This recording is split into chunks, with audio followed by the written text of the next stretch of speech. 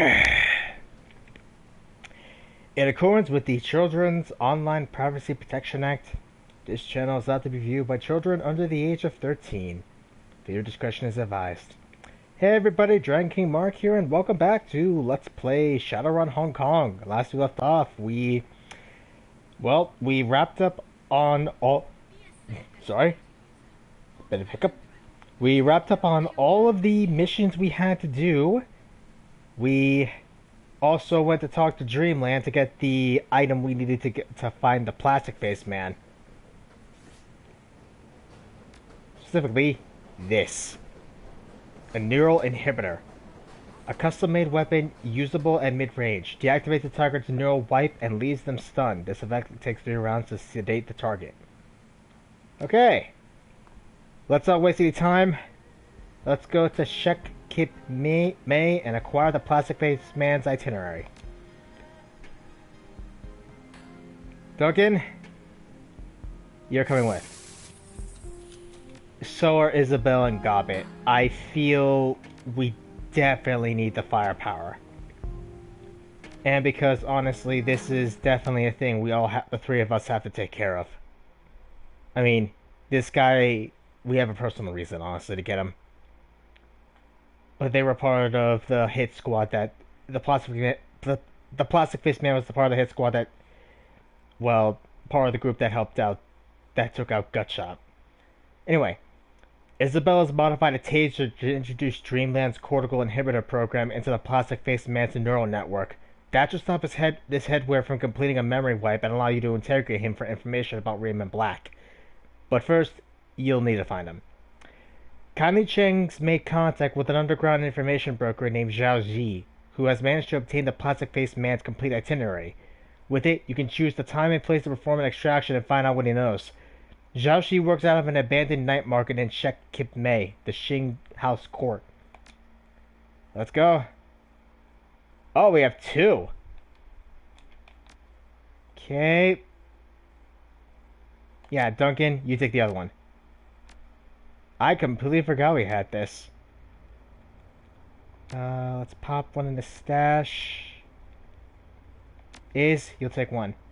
Let's go. So, my week has been relatively quiet. I did attempt to try to get back into Destiny 2, but then I stopped myself. Mostly because a friend of mine was trying to figure out, hey, can you get into the post-dungeon, the post-Witch Queen stuff? The post-Witch Queen dungeon, because the Prophecy dungeon's out. And, I think I figured it out. No, I cannot. Oh, game saved. Oh, solar panels. They gotta make an anime in the Shadowrun universe, honestly. You know what? I mean, they made one for Cyberpunk 2077. We could probably make one for Buzz Off. We could probably make one for Shadowrun. Hello? The boss is in the back. Go on through. Oh. That was surprisingly easy. What's in here? Door panel? Ah, crap.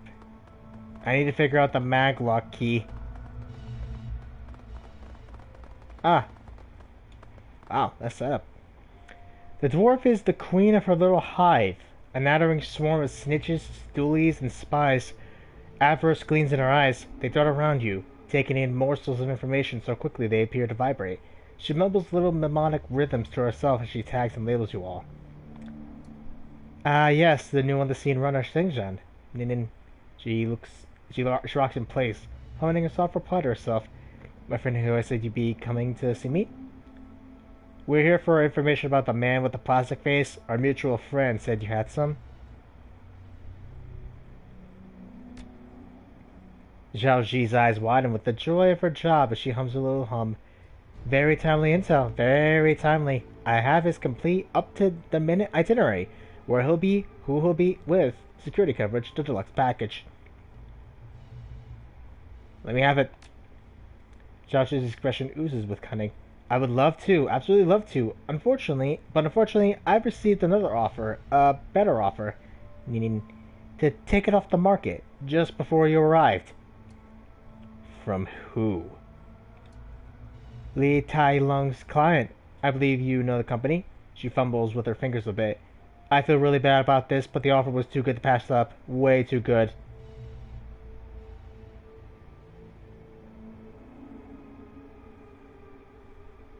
Did Kylie Ching set me up?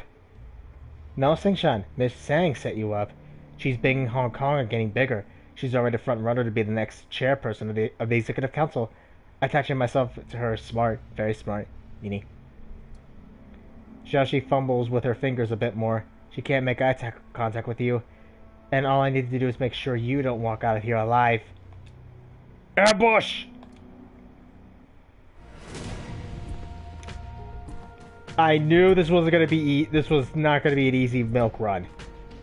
What am I saying? It never is. Let's take out the captain.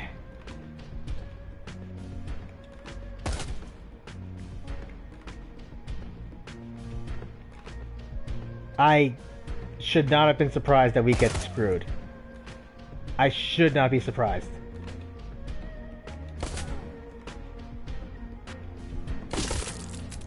Good. One down.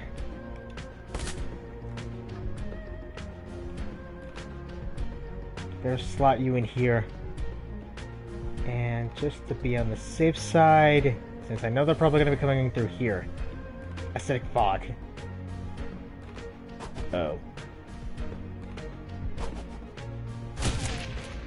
Okay, I know Duncan is not okay with cyber arms, but you gotta admit, that arm is paying for itself. Oh no. Duncan! That acid cloud at the very least is doing work. That's good. Why would you go in through the... Never understand these triads.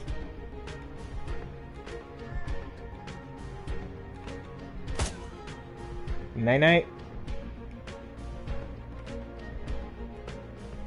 So, honestly, yeah.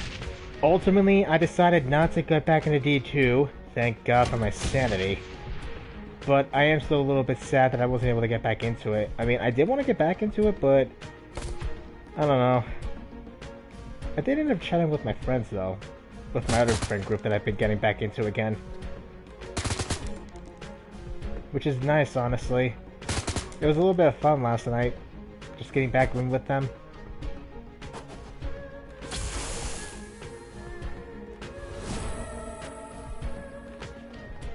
That dude is dead. If he goes through the... Yep. But let's take out the Triad Mage. Can't believe we got screwed over. Well, she's dead at the very least. Kylie Chang at the very least would be okay with that.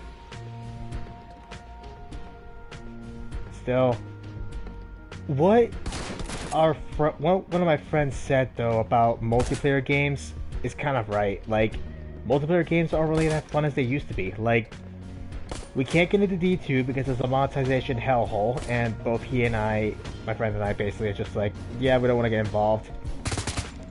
Then there's the whole thing with Warframe where my friend's PS4 is actually overheating. Like, he literally can't play Warframe. He was getting into Whispers of the Wall, but he couldn't actually get further in because it was overheating. And there's that.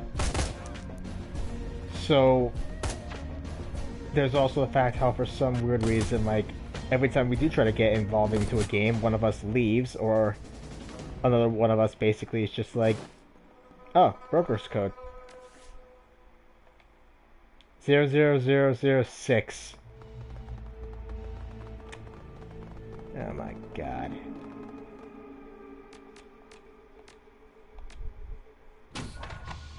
Nice. Ooh, loot. But literally, like, even if we manage to get into a game, I usually tend to leave at around 7, mostly because A, it's mostly due to the fact that literally I tend to have to recharge my headset now since I'm on my phone. And there's the fact that literally, like, I get tired lately. Xiaoxi left her computer unlocked. She plugs her deck into it and scans the screen. She has the Plastic man's complete itinerary. This will tell us where everywhere he's going to be for the next 24 hours. We have the upper hand here. Let's play it safe and keep it that way. Sounds good to me. She pauses, accesses a few files, does some more searches. First, the bad news. He's got a security detail that drives him from place to place. 6 corporate agents plus the driver. Anytime he's on the move, he's in a reinforced bulletproof limo. He's also got a personal bodyguard that's with him at all times. But there are some windows of opportunity we can take advantage of. When he's going someplace, they drop him off and leave him in the hands of local security, if any. The bodyguards stay behind, but the other 6 guards stay with the driver. The detail itself is shared by a few executives, so they'll be with someone else until his next pickup time. The convoys are on a schedule managed by the master system at Sang HQ. Okay, I've got 3 good leads here. I think we can run an extraction on any one of these. Number 1, the parking garage at Central Plaza. He's there for a meeting in an hour. We can grab him on the way out. It's still secured corporate property, so there will be resistance, but it's the weakest out of the corporate properties he visits.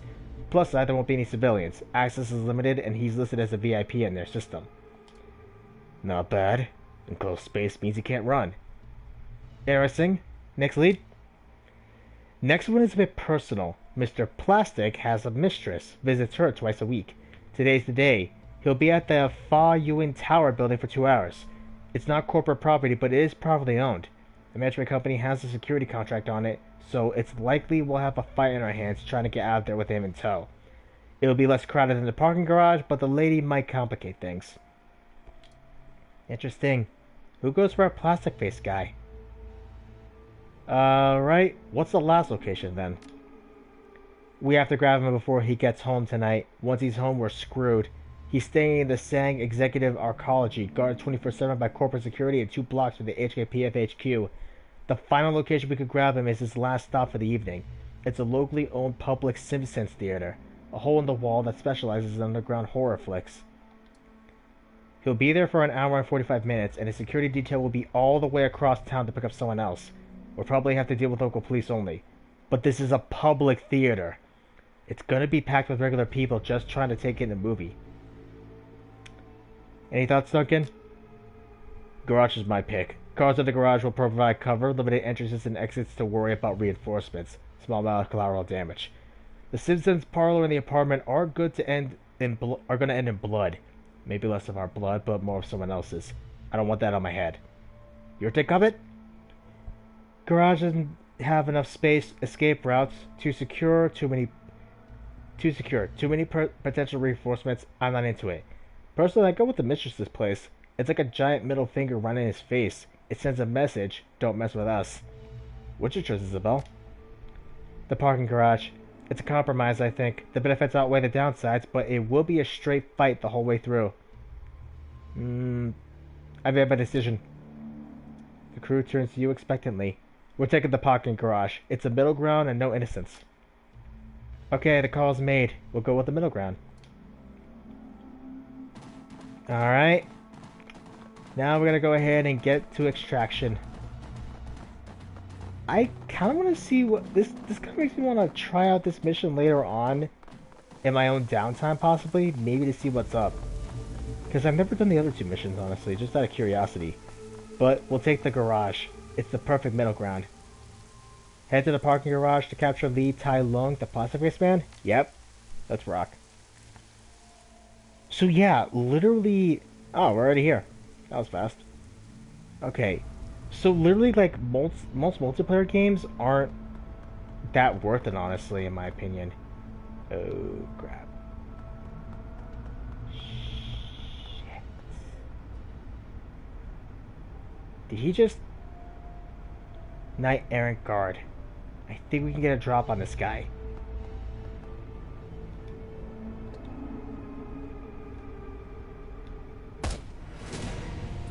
Or not. Maybe it'll be worse.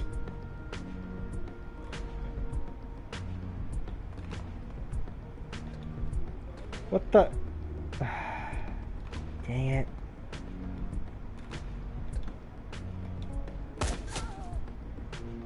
Okay, is... Ooh. That was nice.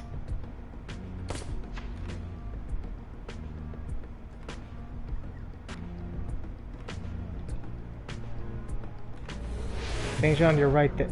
I'm right here, so we'll go ahead and take care of that. That'll work.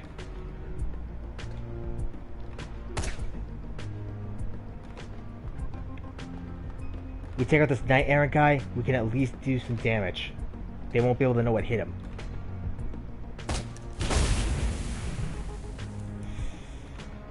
I hope no one heard that.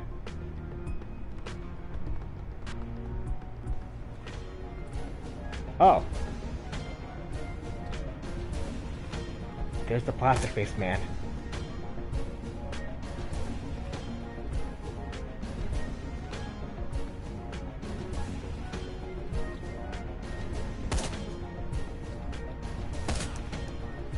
That actually saves us a whole lot of time actually getting to him now.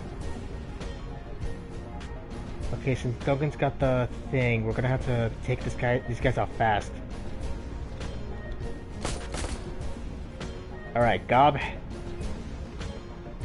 See if we can hit over here. If we can ambush these guys on the back over here. Yep. Secure Mr. Lee! Oh, we can summon a spirit. Oh, that was so close. Oh no. Gob. Live. Live.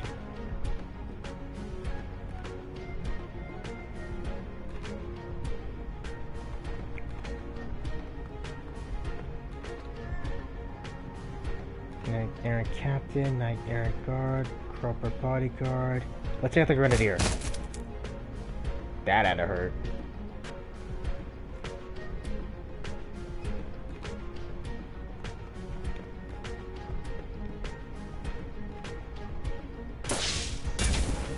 Oh crap, I accidentally hit the plastic-faced man. That was not part of my plan. Okay.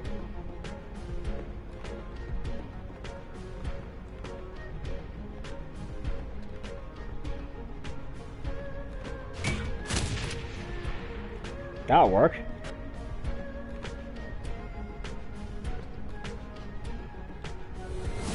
We'll heal up Goblet for a bit.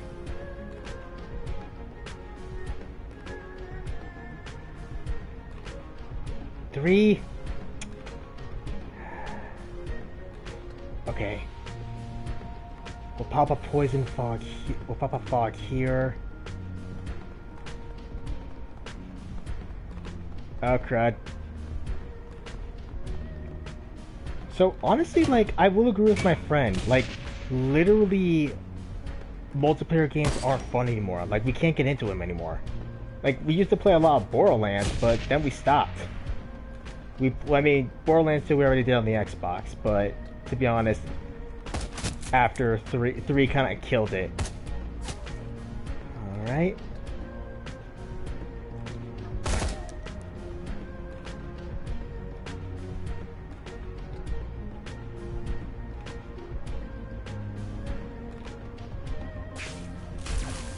Got him!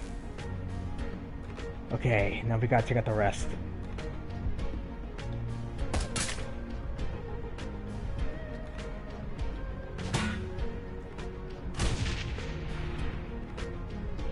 Alright, things are actually looking good.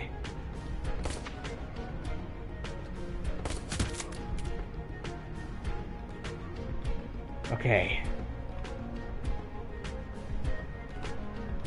Hit it! Time for an experience, see what we got. Ooh, Monsoon.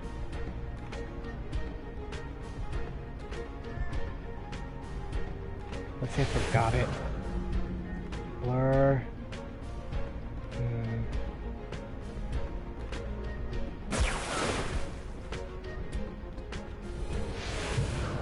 Nice.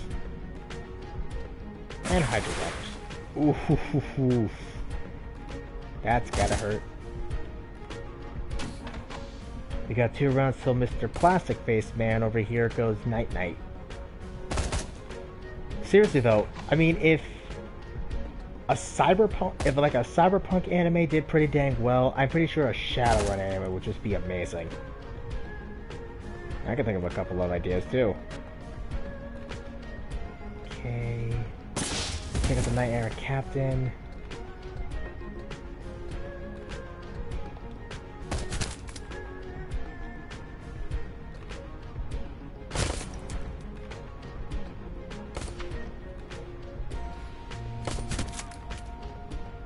good. I really hope the stream's coming in for everyone.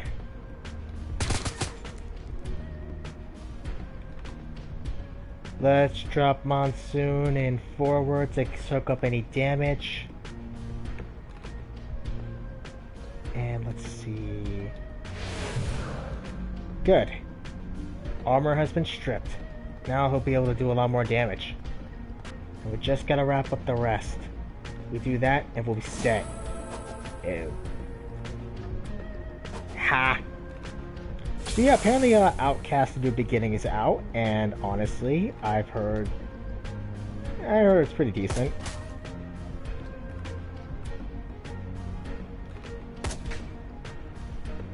Conjurer. We gotta take this guy out fast.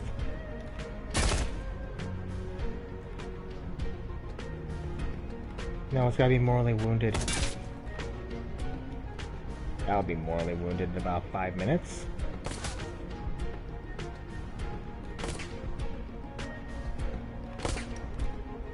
How did you miss?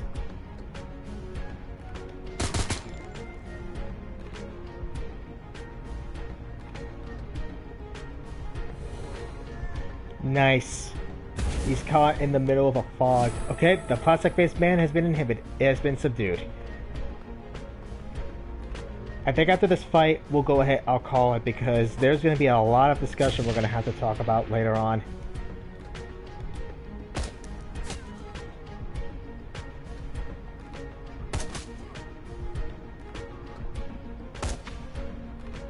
Assuming this video goes off without a hitch and we actually get a chance to see.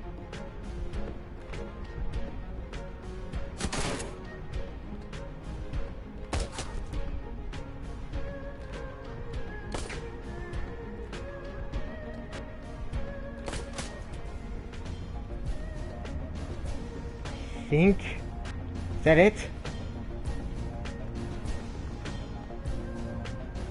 Okay, who's left?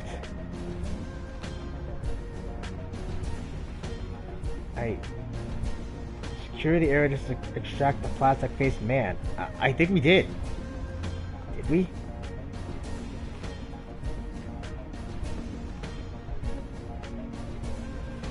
Let me just check.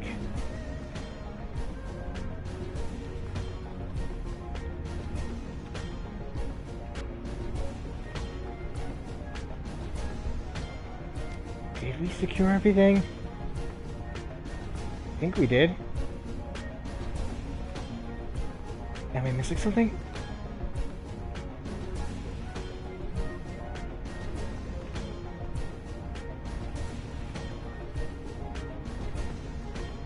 I seriously don't see anything.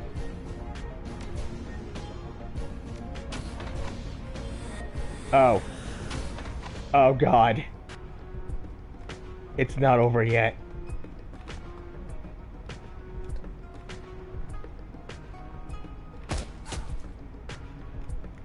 I was wondering, like, wait, is that it? I thought it was gonna be more. There's more. The neural inhibitor device seems to be working. Let's get this guy to a secure location and get some answers out of him. I'll call the crew and have them meet us.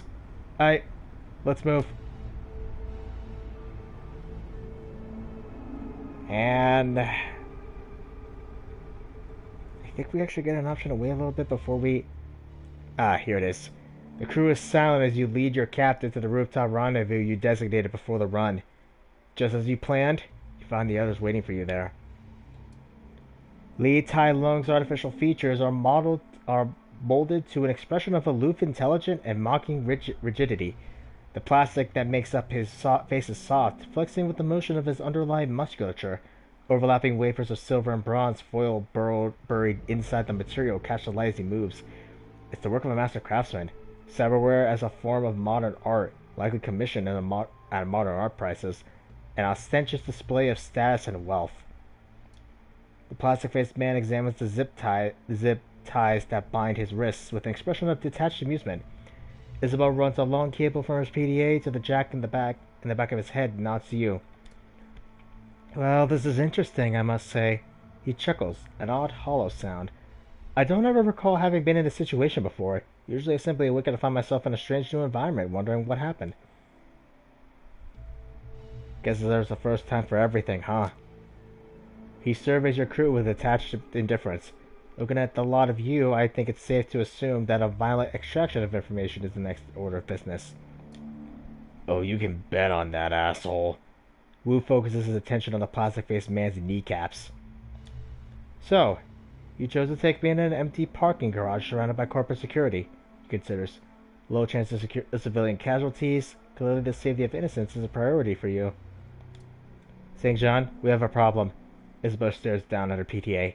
Dreamland's neural inhibitor software isn't interfacing with this guy's cortical implant the same way it worked on our own. It's only going to slow the memory wipe process. Anything you can do? To stop it? Nothing. This is way beyond me. We're talking about software I didn't write interacting with two different pieces of hardware I've never seen before. We're lucky if this works at all. She begins a flurry of two-handed thumb taps on my PDA. I'll try and key in some buffering routines or something to slow it as much as I can, but my confidence is low. Isabel shakes her head at the PDA. Her face pinches in frustration. This guy's memory is going to be wiped one way or another. I start asking questions, St. John. Tense. Very tense. The silky plastic of his face slides into a smooth smile. I guess I'll answer your questions rather slowly.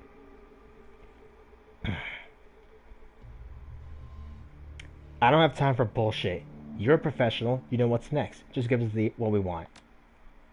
Ractor smiles and Koshay's servos whirl, as if in anticipation. I was joking. Of course I'm going to give you what you want. My clients know I'm a professional and that I take extraordinary precautions to protect their secrets. If those precautions were compromised, it was due to an extreme circumstance. His chin lifts a bit, his tone becomes even more matter-of-fact. You're asking questions, Sangshan. I'll answer them as efficiently as I can. When we're done, I'll shake hands with the stranger and walk away wondering what just happened. Why is Josephine Sang trying to kill us? She believes you're here to destroy one of her special projects. Prosperity? Yes, although technically there's more than one Prosperity. Prosperity Tower is Sang Mechanical Engineering's corporate headquarters. Prosperity is also one of Josephine Sang's pet projects. Which one do you want to know about first? His voice gets a sing-song tone. Tick-tock. I want to hear about the Prosperity Project. Well, that's going to be challenging. You see, the Prosperity Project is Joe Sang's best-kept secret, and the best way to keep secrets is not tell anyone, even someone whose memory can be wiped. All I know is that Prosperity is something built deep inside Kulong Walled City. Some kind of experiment that her son was working on. Edward Sang. No, wait. Raymond Black, my father. Who stands up tall, takes that amused tone he gets when someone's about to get hurt. Hey, Mr. Plastic. Maybe you could settle a bet between me and my brother. Wu puts his face close to Lee's, his breath fogging the white plastic. Now I think Raymond is still alive, but my brother here isn't so sure. Wu's voice drops to a stage whisper. Which is it, buddy? Raymond Black, dead or alive? I got 20 new yen on this. Guys, a status bar just popped up. It isn't moving yet, but you'll never know when it might take a jump. The little decker watches her screen for a moment.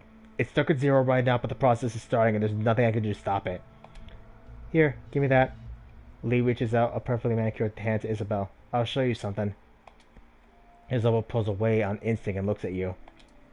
This is a calculated gamble. You're running out of time and holding all the guns. I have information you want and betting that if I share it with you, you won't kill me when this is over. Go on, Iz. Let him have it. The plastic-faced man takes the PDA from Isabel and stares down at the screen. His eyes become unfocused as he stands like a statue. A low-resolution video recording pops onto the screen. A small, weathered man, possibly in his 70s, is strapped to a high-tech chair and connected to an elaborate scientific instrument behind him.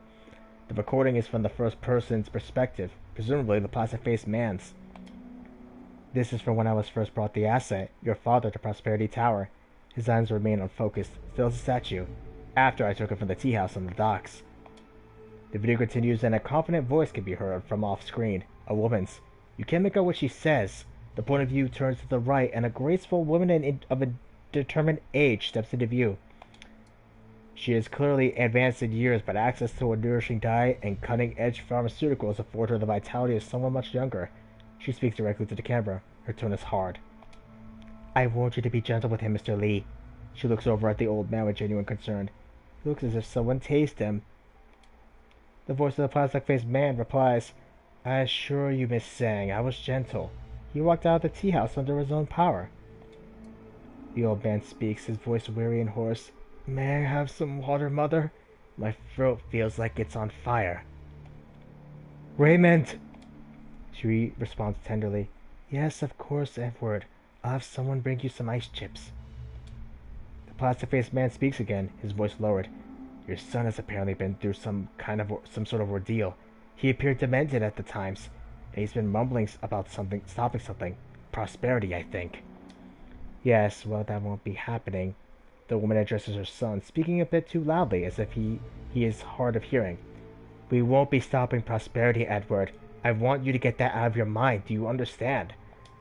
I understand perfectly well, Mother. There's no need to shout. But I won't give up. Prosperity must be stopped. All of those poor people. The woman's frowns and shakes her head. I know, Edward, I know. Those poor people. I've done a lot of good to make up for it since you left. Shelters, hospitals, all sorts of good work. And now it's time to do something for you. Something I should have done a long time ago, perhaps. From the left side of the screen, a man enters in a white lab coat. The woman looks up and nods, and the lab-coated man places a chrome apparatus on the old man's head. Raymond speaks dreamily, as if a drug has been started to work its work. What is this, Mama? What are you doing to me? I'm fixing you, Edward. She walks up close to the old man, strokes his head tenderly, leans forward to kiss it. All you could see is failure. You're incapable of seeing the good in what you've done. The man in the white lab coat presses a button, and on Raymond's chair, and the robotic arm swings into view.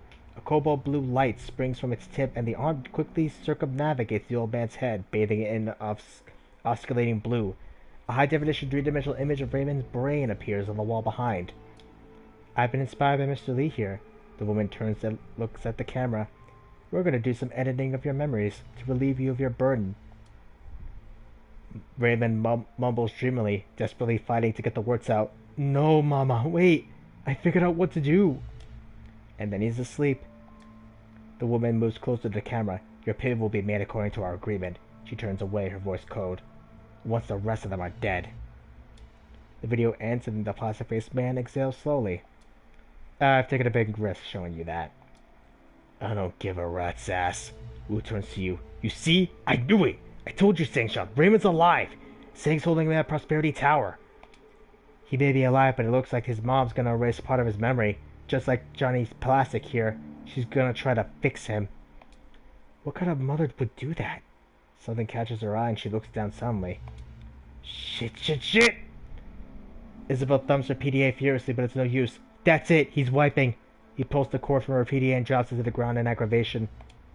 Oh, hello. The plastic face looks down at his zip-tied hands and slowly surveys his surrounding.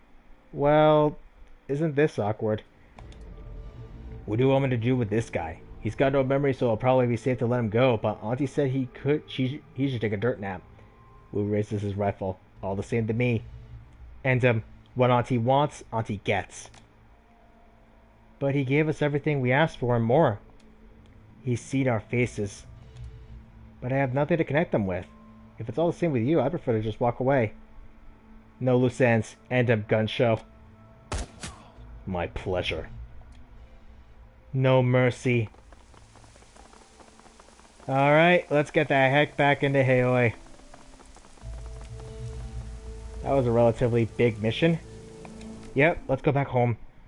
Hopefully the stream processed well, and it's a nice and sunny day. It will do it. I need to actually consider maybe streaming multiple times a day, honestly, in case if something bad happens. The trip to Shek Kip May back to Haoi is quiet as you process the information revealed by the plastic-faced man. Prosperity is a name. 2 names, actually. One is the secret project Raymond was working on before he left for Seattle. The other is the corporate headquarters of Sang Mechanical Services. At Prosperity Tower is where Raymond Black is being held, alive. It's also where his memory is in the process of being reprogrammed by his mother. And time is ticking. The plastic-faced man proved surprisingly amenable and quite useful. Before you killed him. Your next stop is kindly Chang. She'll want to hear this. And with that, I'm gonna go ahead and call it here for today. We did pretty dang well, all things considered. We just gotta go talk to Kindly, get the lowdown, do a bit of last minute prep work, and then we go and rescue Ray. Holy crap, 10 karma? Okay. You step out into the MTR station and into the balmy night air. An impenetrable wall of clouds, heavy with imminent rain, has blown in from the south. It covers the stars, causing them to wink out one by one. You can smell something in the air, something electric. The wind whips up around you, and the clouds begin moving in a thick grayscale swirl. The spiral builds and grows, shimmering with faint amber light. As you watch the clouds roll in the sky, the sounds of the street retreat. A bubble of soft white noise replaces them, wrapping around your head and inflecting your own heartbeat back onto you. You look down from the docks to see the clouds to see the lights of the docks dancing in a warm, saturated bloom. Head back to the Defiance. You turn your head towards the Defiance, towards your teammates in the relative comfort of your new home, and that's when the first twinge tickles your chest, lets you know that something's coming. A moment later, you feel an incredible tightness in your chest. It feels like your heart is being crushed under the foot of a giant. Your vision goes gray, your sense of balance disappears. Gradually, blood rushes in to refill the organ, inflating it like a balloon. Force your body to calm itself. You calm yourself. Breathe. Gradually, your heart rate normalizes and the world swims back into focus. Something is still very definitely wrong, but you're able to face it with a clear head and a steady heartbeat. You place one foot in front of the other, determined to face whatever this is and overcome it. A tingling sensation washes over you, suffusing you to the core. You stumble forward, and every cell in your body seems to vibrate. The energy thrums inside of you, pulsating, building to an unbearable crescendo. And then you're on the other side of it. You find yourself standing in a familiar courtyard, the walled city. You're back in the walled city, just like in your dreams. You can taste the stench of the place, the mildew and the plaster and the wet dog stink of the slum. What the... The crumbling facades of tenement buildings leaning into one another above you, closing in on either side and creating a narrow walkway. Just like in your dreams, there's nowhere else to go, nowhere but forward, down the path ahead. Start walking, I guess. You let your legs carry you forward. You feel a creeping sense of certainty in the back of your mind, and it tells you you've taken this same walk hundreds of times before. The sense of claustrophobia mounts and builds with every step you take. It feels like you're worming your way down a long, dark tunnel. The community place sticks to your skin. As you proceed deeper into the walled city, a low rumble fills the air, the noise of enormous gears in motion. You feel hollow, empty, and with every step you take, you feel that emptiness growing, an unbearable yearning unlike any hunger you've ever known. Turn back. You turn around and head back the way you came. Nothing stops you. You close your eyes and breathe a sigh of relief. When you open your eyes again, you find yourself moving deeper into the walled city. You don't remember turning around. You certainly never chose to, but you're back on the path that you started on, following the trail, just like you did in your dreams, just as you always have. Off in the distance, an alien silhouette beckons to you. It's her, the tall, slender thing from your dreams. The elusive figure that you've always been moving toward, but could never quite reach. A crowd of locals lines the path ahead, kneeling in supplication. They look emaciated, all skin and bones, clothed head to toe in dirty rags.